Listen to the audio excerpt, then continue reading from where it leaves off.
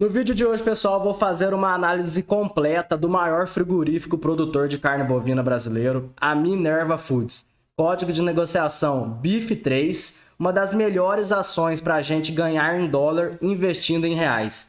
Ficou curioso? Fique até o final do vídeo que você vai entender como essa empresa é uma máquina de transformar reais brasileiros em dólares americanos. Bora de análise. Bom, pessoal, na tela então para vocês, esse aqui é o melhor slide que eu tenho para explicar o modelo de negócios da Minerva. Basicamente, ela é um frigorífico de abate de carne bovina. Ela não produz o gado, né? Ela não produz o boi, não engorda o boi. Ela simplesmente compra o gado do produtor rural, leva para suas plantas de abate. Hoje ela tem plantas presentes em vários estados brasileiros. Atua também na Argentina, Paraguai, Uruguai, Chile. E ela também tem plantas na Austrália, né? De produção de cordeiros, é um pouquinho diferente. Mas o grande foco está aqui no Brasil e na América Latina na produção de carne bovina. Aí ela simplesmente desossa e vende. A desossa dela é muito simples, ela acaba vendendo apenas os cortes bovinos, né? Ela não agrega valor, ela não faz hambúrguer, ela não faz nada mais, ela vende a carne in natura. Ela é um business mais de spread, né? Ela ganha na compra, né? Ela tenta comprar o mais barato possível, agrega o mínimo de valor possível, né? Tenta trabalhar a máxima eficiência nos seus abatedouros e acaba vendendo. E aqui que está o grande pulo do gato. A gente pode ver aqui que a empresa ela vende 64% para o mercado externo, então aqui ela ganha em dólar, e 36% ela acaba vendendo no mercado interno. Seja o mercado interno do próprio Brasil, né? Agora, se ela está no Paraguai também, ela considera a venda no mercado interno no país que ela está presente. Ter essa receita, principalmente em dólar, né, em moeda forte, é uma vantagem muito grande para a empresa, porque seus custos são principalmente em moeda fraca, né, o real. O real e também as outras moedas da América Latina. Principalmente a questão da mão de obra, né, que é mais barata aqui em comparação com os países tanto Estados Unidos quanto Europa. E também tem a questão do gado. O gado aqui brasileiro e na América Latina, por ser uma pecuária extensiva, né, uma pecuária a pasto, acaba sendo um gado mais barato do que um gado que é confinado. Então, a commodity que a empresa vende, né, que é a carne bovina, né, os cortes bovinos, ele tem um preço específico de mercado. E a empresa consegue ganhar na parte dos custos por trabalhar com essa moeda mais fraca, né, uma moeda mais barata em relação ao que ela está vendendo, que é uma moeda forte. E a questão da pecuária brasileira ter essa particularidade também, que é uma vantagem muito grande para a empresa. A região que ela atua. Isso aqui não tem como replicar, não tem como um frigorífico dos Estados Unidos competir com ela, ele vai sair na desvantagem. Aqui a gente pode ver onde a empresa tem plantas, né? Plantas de abate, como eu disse para vocês, é muito focada aqui no Brasil e na América Latina. E qual que é a grande vantagem da empresa? Além dela ter uma escala muito grande, hoje ela é o maior comprador de gado do Brasil, né? Ela consegue um poder de barganha com o seu fornecedor, porque ela compra muito, né? Então ela consegue um desconto na compra. E ela tem uma outra vantagem, que por ela estar diversificada em vários estados, em vários países, nesse setor é muito comum a gente ver a França barra comércio com o Brasil por questões sanitárias. E aí a Minerva ela acaba não sentindo muito isso. Se ela tivesse presente apenas no Brasil, ela sofreria bastante. Mas aí ela vai lá e acaba manejando a sua logística, né, a sua venda, e ela vende a partir do Paraguai diretamente para a França, e a do Brasil ela acaba direcionando para outro tipo de exportação, para outro país. Então acaba que a empresa ela consegue se blindar dessa dinâmica que é muito comum no setor. Além disso, essa diversificação geográfica que a empresa tem permite que ela surfe vários ciclos de gado diferentes. Então é muito comum quando o preço do boi sobe aqui no Brasil, a empresa, por consequência, acaba tendo uma margem mais baixa. Porque, como eu disse antes, ela é um business de pouco valor agregado, né? Ela ganha muito no spread, é compra e venda. Compra o boi, agrega um pouquinho de valor no abate ali e já vende com uma margem baixa. Então, quando um ciclo de gado está ruim aqui no Brasil, pode ser que por coincidência ou por alguma dinâmica do setor, ele esteja melhor no Uruguai, no Paraguai, então ela acaba ganhando de outras geografias, e num consolidado geral, vocês vão ver futuramente ali, a hora que eu mostrar para vocês, a gente vê que ela consegue trabalhar com uma margem muito estável na casa de 10% de margem EBITDA. Aqui a gente tem o histórico, né, da empresa, desde que ela abriu capital em 2008, pode ver que a empresa cresceu muito, muito mesmo, né? Saiu de uma receita de 2,3 bilhões de reais para hoje, aqui em 2023, a gente está falando de quase 30 bilhões de reais, um crescimento de 10 vezes. É claro que nem tudo são flores, né? A gente pode ver que a empresa ela realizou várias aquisições, várias emissões de ações, e é uma empresa que se endividou bastante para executar esse crescimento, mas que na minha visão ela vem sim gerando valor com esse crescimento, e a gente vai entender melhor ao longo da apresentação. Aqui a gente vê então da onde que vem a receita líquida da empresa, né? A gente vê que o grande foco é Brasil, mas a empresa já está bem diversificada, né? Se a gente somar aqui todos os países da América Latina, quase que dá o mesmo valor que do Brasil, não cheguei a fazer essa conta. E a gente tem mais a operação de cordeiros na Austrália. Bom, para a gente finalizar então, qual que são finalizar aqui a parte da análise, a gente vai chegar na parte dos números ainda, né? A parte da apresentação da empresa. Consolidando, o que são as grandes vantagens da empresa? Principalmente diversificação geográfica, isso aqui é muito importante, é por isso que a empresa ela cresceu, ela fez aquisições para conseguir ter essa diversificação. Ganhos de escala, né? É uma empresa que ela consegue diluir muito custo fixo, muito custo de logística e principalmente consegue pagar mais barato na compra do gato. Ganhos de eficiência, né? Ela, por ser uma operação de margens baixas, ela tem que ser uma operação muito eficiente na questão do abate, não pode perder muita carne no osso, isso aí é mais uma questão operacional, né? Não vou entrar em detalhes aqui, mas é uma empresa que ela tem que ser eficiente. 1 quilo que ela perde aqui, numa operação tão grande como essa, de 30 mil cabeças dia, se ela perder 1 quilo por cabeça, a gente já está falando de muita coisa. E a gente vê que é uma empresa que tem, né, o seu crescimento comprovado. A gente pode olhar aqui também esse slide de números de cabeças. Saiu de 10 mil cabeças aqui em 2011 para 30 mil cabeças em 2024, né? É uma empresa que tem a sua experiência comprovada, que consegue crescer no setor e consegue ser a grande consolidadora do setor e a grande representante do Brasil, né? E a grande representante mundial na exportação de carne bovina, fornecendo alimentos para o mundo inteiro. Bom, e como de costume, a empresa ela fez mais uma aquisição muito grande em 2023. Ela comprou as plantas da Marfrig, né? Teve que se endividar para isso. Ela pagou 7,5 bilhões de reais. Mas na minha visão, o mercado não gostou, a gente já vai chegar lá. Mas na minha visão, foi uma compra importante, foi mais uma diversificação que a empresa tem. Que a empresa deu, né? Mais um passo a mais na sua diversificação geográfica. E a empresa consolidou de vez o mercado bovino brasileiro, o abate bovino brasileiro, e na América Latina inteira, né? Então aqui tá as plantas que a empresa conquistou, né? Que a empresa comprou. Vale lembrar que ainda não foi aprovada pelo CAD, né? Nos próximos tris aí tá para sair essa aprovação. E a empresa ela passou aqui a compra, esse slide aqui é de 2022, mas ela passou de 30 mil cabeças para aproximadamente 43 mil cabeças de abate bovino por dia. A gente está falando, então, aqui vale lembrar que são estimativas da empresa, esses números aqui não são reais, né? O que a empresa vai ser depois da conclusão da aquisição? A gente vai estar falando de uma empresa de 52 bilhões de receita líquida, de um EBITDA de 5 bilhões de reais, uma geração de caixa de 2 bilhões de reais e 13 bilhões de reais de dívida líquida. Isso aqui são todas as estimativas da empresa, né, para o ano de 2024. Eu já estou jogando essas estimativas para o ano de 2025, porque a gente já sabe que teve um atraso, aí o CAD está demorando para aprovar a aquisição. Mas a aquisição vai acabar saindo e a gente vai ver que pelo preço que o mercado está pagando na empresa, são números muito grandes e é uma empresa que está valendo muito e pouco em bolsa. Bom, pessoal, agora eu estou com fundamentos abertos. Na verdade, esse aqui é o Fundamentei, é um site que eu gosto muito para analisar as empresas. Se a gente pegar o histórico da Minerva aqui, então, como a gente viu, é uma receita que é uma empresa que ela entregou um crescimento muito grande de receita líquida. O EBITDA acompanhou, então a questão operacional da empresa vem muito forte. E a grande questão da empresa, o grande ponto que os analistas pesam bastante, principalmente nessa época de juros altos, é a questão do endividamento. E para a empresa crescer desse tanto, ela teve que realizar muitas aquisições, muitas aberturas de novos frigoríficos, né?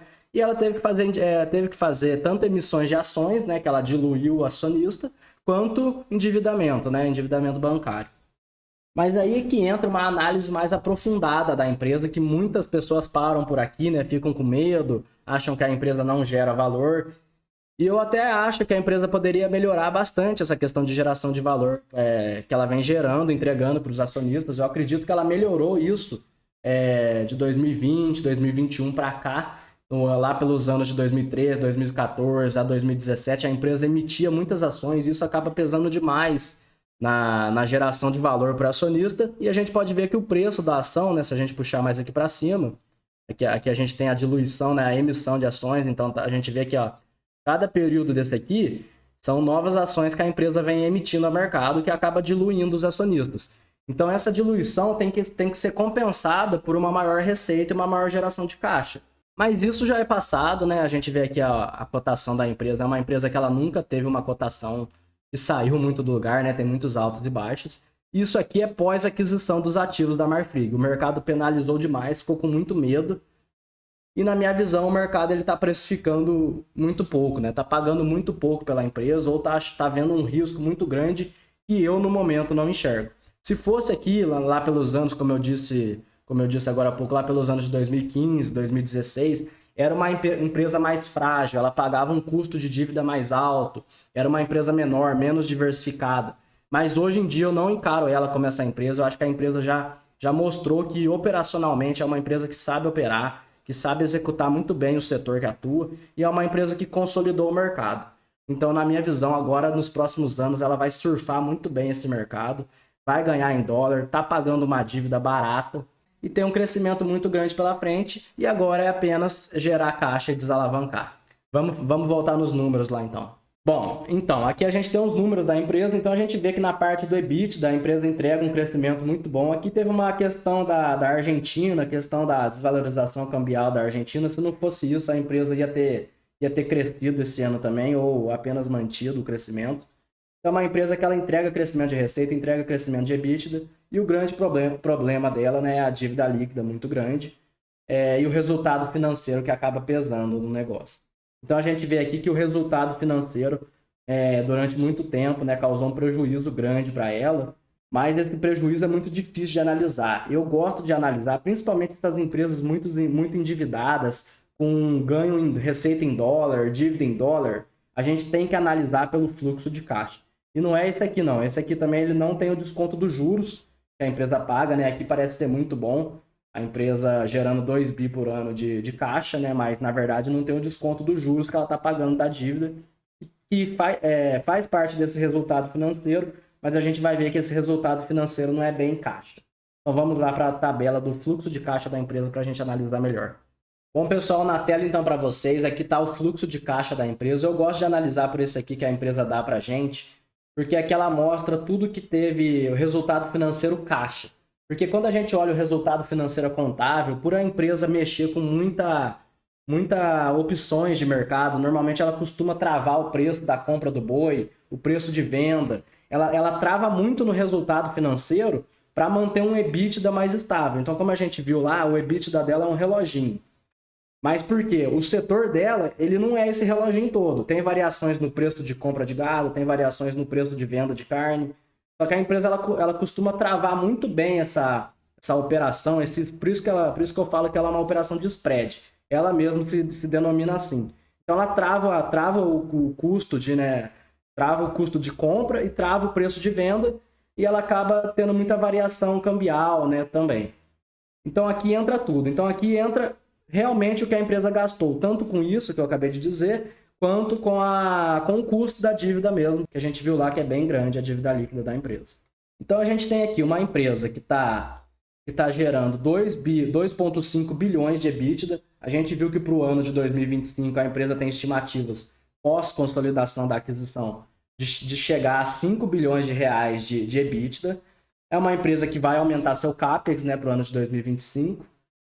Tem pouca variação de capital de giro e tem um resultado financeiro caixa de 1,5 bilhão de reais, que vai aumentar também a hora que a empresa consolidar. Ela já pagou, o total da compra da aquisição foi de 7,5 bilhões de reais, ela já pagou 1,5 de sinal e falta ela pagar mais 6 bilhões de reais, que vai ser aumentado na sua dívida líquida. Mas a gente vê que é uma empresa onde eu queria chegar. Ela é uma empresa que, mesmo com todos esses problemas, mesmo esse ano não sendo um ano muito bom, com CAPEX, isso aqui já conta os investimentos que a empresa fez para crescer, não é o CAPEX recorrente, como eu gosto de analisar normalmente. A gente já vê que é uma empresa que gera 500 milhões de reais de fluxo de caixa livre. pós-pagamento desses derivativos cambiais, pós-pagamento de dívida, é uma empresa de 500 milhões de caixa livre recorrente para o acionista. Isso aqui é algumas outras aquisições que a empresa realizou, que também não vai se repetir por enquanto. O foco da empresa agora, após essa grande aquisição, vai estar na desalavancagem, né? O próprio CEO já falou disso. E bom, 500 milhões de reais. Hoje a gente pode ver que é uma empresa que vale 3,6 bilhões de reais. Então eu acho uma geração de caixa muito forte para um ano muito ruim ainda, né? E nem foi consolidada a aquisição que a empresa vai ter. Então bora para a tela do Excel, então, para a gente explorar melhor esses números e as minhas estimativas futuras e a gente ver um valuation dessa empresa. Bom, pessoal, chegou a parte que vocês mais aguardam do vídeo, onde eu dou a minha opinião, lembrando que é sempre a minha opinião, não é uma recomendação de compra, onde a gente estima, né, o crescimento futuro da empresa, as margens que a empresa vai operar no futuro, e a gente tenta chegar a um preço-alvo para a ação, tanto nos dias atuais quanto nos próximos anos que virão. Bom, então aqui para o ano de 2023, 2024, bem dizer aqui, eu só coloquei um crescimento de 10%, na verdade, aqui está errado, ano contra ano, mas isso aqui, bem dizer, eu desconsiderei, porque eu estou considerando mesmo em 2025, quando a empresa vai fazer a fusão, né, a aquisição dos ativos da Marfrig. Então aqui eu considerei o que a empresa deu pra gente, né? A própria empresa forneceu uma estimativa que ela mesma está esperando para o ano de 2020. Ela falou ano de 2024, mas como a aquisição atrasou, eu estou colocando aqui 2025. Então a empresa fala que ela vai ser uma empresa de 52 bilhões de reais de receita líquida. É uma empresa que, como eu disse antes, trabalha com uma margem, é um setor volátil, né? Muito altos e baixos, mas por ela operar a margem dela, eu não vou acabar explicando de novo, a margem dela no resultado financeiro com derivativos, é uma empresa que ela consegue trabalhar com uma margem EBITDA estável na casa dos 10%, que a gente chega nesses 5,2 bi aqui para o ano de 2025. Lucro líquido ajustado, nesse tipo de empresa, eu só coloquei aqui mais uma consideração mesmo, mas eu nem dou muito valor para esse indicador nesse tipo de empresa, e é muito difícil estimar também o crescimento de lucro líquido por causa das variações cambiais e tudo mais. Então, a dívida líquida, como faltam 6 bilhões de reais para ela pagar da aquisição, ela já pagou 1,5 bi, falta 6 bilhões de reais. Eu coloquei aqui acrescentando 6 bi de reais e coloquei aqui que ela geraria 500 milhões de reais de caixa, né? Que a empresa vai passar mais um ano gerando caixa. A gente viu que ela está gerando em média 500 milhões de caixa livre. Então coloquei esse abatimento, daria um total de 15 bilhões de dívida líquida. 2025 para 2026... eu coloquei um crescimento mais ou menos na casa dos seus 15%, aí a empresa já vai estar consolidada, né? Já vai ter extraído as sinergias que a empresa espera extrair da fusão, né? Da aquisição. Então eu cheguei aqui nesses 60 bilhões de reais de receita líquida, 6 bilhões de EBITDA, lucro líquido, eu estou colocando aqui, mas vocês podem desconsiderar, muito difícil calcular. 15 bilhões de dívida, eu poderia ser mais otimista aqui, porque a empresa ela vai gerar caixa todos esses anos. E eu não estou colocando uma diminuição da dívida líquida, o que é totalmente factível da gente colocar, mas estou sendo conservador, estou considerando os 15 bilhões de reais. E a gente chegaria num valor de mercado de 21 bilhões, considerando um múltiplo de 6 vezes EV/EBITDA, que é o que o setor costuma trabalhar, por causa de ser um setor com margens mais apertadas, né? Um setor um pouco mais volátil. Não é muito o caso da Minerva, né, perdão, mas é o múltiplo que o setor costuma trabalhar, e a gente já tem um upside muito bacana aqui, se a gente trabalhar com essas 6 vezes. A gente faz 6 vezes o EBITDA de 6 bi, né, que a empresa vai gerar em 2026, menos a dívida líquida, né, e a gente chega num EV de 36 bilhões, se a gente tirar a dívida líquida, a gente chega num valor de mercado de 21 bilhões de reais, dividido por 600 milhões de ações, que é o que a empresa tem hoje, a gente chega num valor de mercado de R$ 35 por ação lá no ano de 2026, né? Lembrando que esse upside aqui é considerando o ano de 2026, a gente teria que trazer a valor presente o desconto desse upside, mas não tem necessidade de fazer isso, a gente já vê que é uma multiplicação de quase 5 vezes o capital, né, investido num período de tempo aí de aproximadamente 2 anos. Essa não é a minha principal maneira de calcular, como eu disse para vocês, eu gosto de olhar muito o fluxo de caixa da empresa, então aqui embaixo eu fiz uma outra tabelinha do fluxo de caixa que eu espero que a empresa vai gerar ao longo dos anos, e eu trouxe a valor presente e a gente já vai falar disso. Então aqui, como eu disse para vocês, o ano de 2023, 2024 é melhor desconsiderar. Para o ano de 2025 eu peguei os mesmos 5,2 bilhões de EBITDA que a empresa vai gerar, né, que a gente chegou ali na estimativa da empresa. O CAPEX eu calculei 15% do EBITDA, é um CAPEX recorrente, só lembrando que a empresa ela não vai crescer mais, ela não vai abrir novos frigoríficos. É somente o CAPEX recorrente para a empresa manter sua operação funcionando, né? Manter todos os investimentos que a empresa precisa para operacionalizar o negócio e manter a qualidade dos seus ativos. 15% sobre o EBITDA está de bom tamanho, é a média histórica da empresa, eu já verifiquei isso. Capital de giro 5% do EBITDA, né, que eu estou considerando aqui, também está na média história. A empresa ela sempre precisa, né, de um capital de giro para continuar crescendo, para continuar mantendo as suas operações. E a dívida líquida, né, o custo financeiro é aqui que é o peso da companhia, né, para onde vai quase todo o dinheiro, mas a gente vai ver que sobra um pouquinho aqui para nós acionistas. 3 bilhões de reais que eu estou calculando que é 20% sobre esses 15 bilhões aqui de dívida líquida que a empresa vai ter. 20% é muito? É muito, parece muito. A empresa hoje ela tem um custo de capital, né, um custo de dívida na casa dos 8% ao ano. Mas aí vocês vão me perguntar, mas por que ela paga 20% de juros? Pela aquela questão que eu disse para vocês que a empresa opera muito derivativos, ela trava muito preço de compra, preço de venda, preço de mercadoria, preço de insumos que ela precisa para trabalhar. E esse travamento de preço faz com que a margem dela fique estável nesses 10%, margem EBITDA, mas ela pesa bastante no resultado financeiro da empresa. Ela poderia trabalhar diferente, ela poderia ter um resultado financeiro mais leve, mas a margem EBITDA dela variaria demais, né? E o mercado provavelmente não iria gostar disso, e a empresa prefere trabalhar desse jeito e vem dando certo ao longo dos anos. Então é um resultado financeiro de 20% sobre a dívida líquida de 15 bilhões de reais, bem pesado, mas mesmo assim sobraria 1,1 bilhão de reais de fluxo de caixa livre no ano de 2025. E aqui eu fiz as mesmas estimativas, né, para o ano de 2026, usando os mesmos parâmetros. E a gente chegaria em 1,8 bilhões de reais de fluxo de caixa livre para o ano de 2026. O que eu fiz aqui? Eu fiz não está na fórmula aqui, mas eu calculei na calculadora, um desconto de 15% ao ano, trazendo esse valor de geração de caixa para o ano de 2024. E a gente chegaria aqui, eu descontei 15% durante 3 anos. Fui bem conservador, porque a gente já está quase na metade do ano de 2024. A gente chegaria num fluxo de caixa recorrente para o ano atual, né, trazendo a valor presente o futuro da empresa, né? É claro que é uma conta bem simples, não é assim que se faz, a gente tem que estimar o valor da perpetuidade, tudo, mas eu só estou mostrando uma maneira mais prática da gente calcular e vocês vão ver que mesmo assim a empresa tem muito valor. Multipliquei por 8 vezes, o que daria uma TIR de mais ou menos 12, né? Uma TIR real de 12%, né? Que seria essa multiplicação por 8 vezes. A gente chegaria num valor de mercado que a empresa deveria valer hoje de 8 bilhões de reais. Vale lembrar que a empresa está valendo 3,6 bi, é quase uma multiplicação de 2,5 vezes o capital de hoje.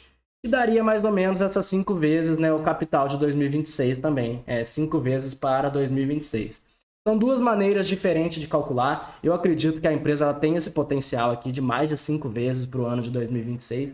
Não fui nada otimista demais nas minhas estimativas. E eu acredito que o mercado não está reconhecendo o valor da empresa, não está reconhecendo o tamanho que essa empresa se tornou e a grande vantagem competitiva que essa empresa consegue imprimir no mercado agora, sendo a maior empresa de frigorífico bovina do Brasil.